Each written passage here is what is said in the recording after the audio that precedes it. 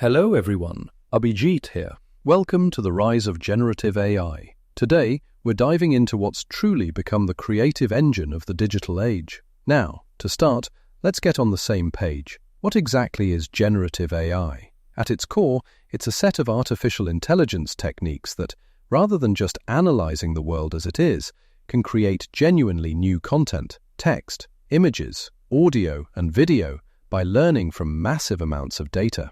The evolution of these systems is quite remarkable. I remember, back in the early 2000s, my colleagues and I would spend evenings training these, let's call them rudimentary text generators. They could spit out a sentence or two, sure, but it was usually gibberish, or, if we got lucky, something that at least obeyed the laws of grammar. The idea of a machine actually telling a coherent story, or engaging in conversation, we'd have said that was years away. And yet, here we are. Fast forward to today, and you've got large language models like GPT, Claude, Gemini. They're not just auto-completing your email. They're writing poetry, holding conversations, even spinning up an entire podcast if you ask nicely. These models are trained on vast datasets, books, articles, all sorts of digital material. It's a bit like if you could teach someone to write by making them read. Well, nearly everything ever written. What strikes me most is how these systems capture nuance and context. It's not just fill in the blank anymore. They understand tone, intent, even humor. Well, most of the time. So, when we talk about generative AI, we're talking about something that's not just repeating what it's seen, but creating genuinely new stuff, drawing from this ocean of data. And, as someone who spent months staring at code to get a machine to rhyme 2 lines, seeing an AI improvise a Shakespearean sonnet is frankly mind-bending. Now, it's one thing for these models to generate text, but the real magic happens when you see how they're transforming content across the board. Let's start with visual art. Tools like Midjourney, DALL-E, and Stable Diffusion, maybe you've played with a few of these, they can create images based on a simple prompt. Type in a jazz band in the clouds, and you get this gorgeous, original picture that looks like it's straight off a gallery wall. It's honestly quite wild. But let's not forget audio. We're seeing AI clone voices so convincingly, it's hard to spot the difference between a real person and a generated voice. This is powering everything, from audiobooks to podcasts to, yes, even those voicemails that make you do a double take because it sounds just like your mate.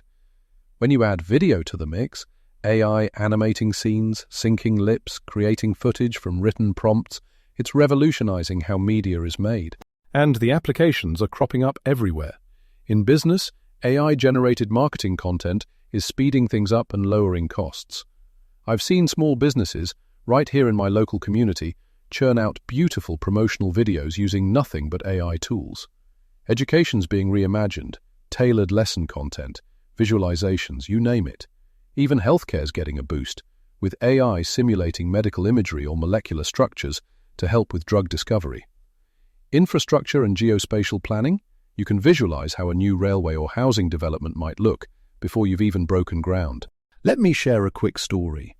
Just the other month, a student I know managed to produce a podcast, edited and polished, using only text prompts and a few AI services.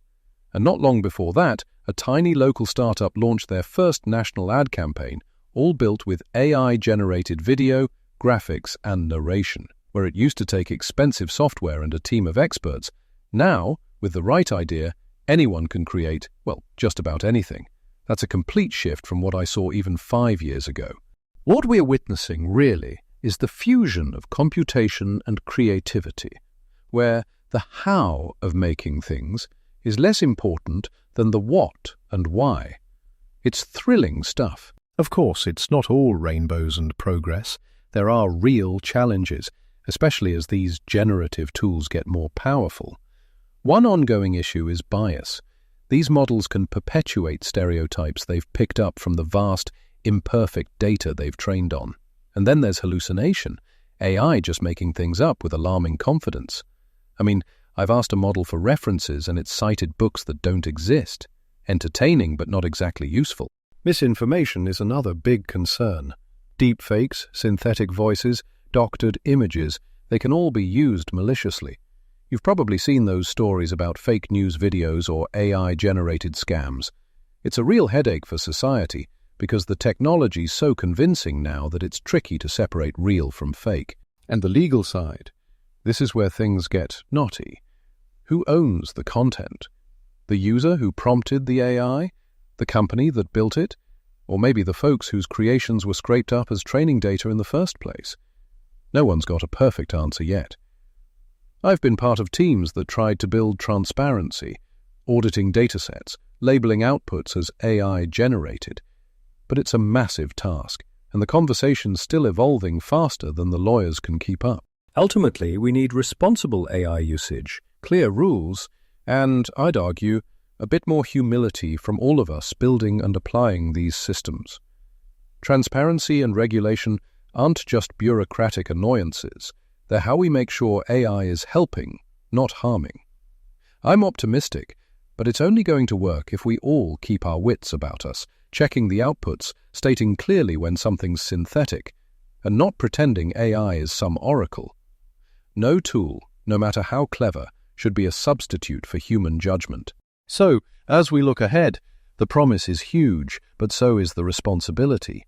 Generative AI is here, and it's already changing the creative world. Let's use it thoughtfully, keep learning from the results, and, well, keep hoping the next model doesn't decide to write the next great British novel entirely in limericks. Thanks for listening, and we'll dig even deeper into AI's creative potential in our next episode. Cheers for now. If you have liked my podcast episode, then do subscribe to my channel and press like button my content here. Catch up with you in my next episode. Till then, bye, take care, and stay healthy.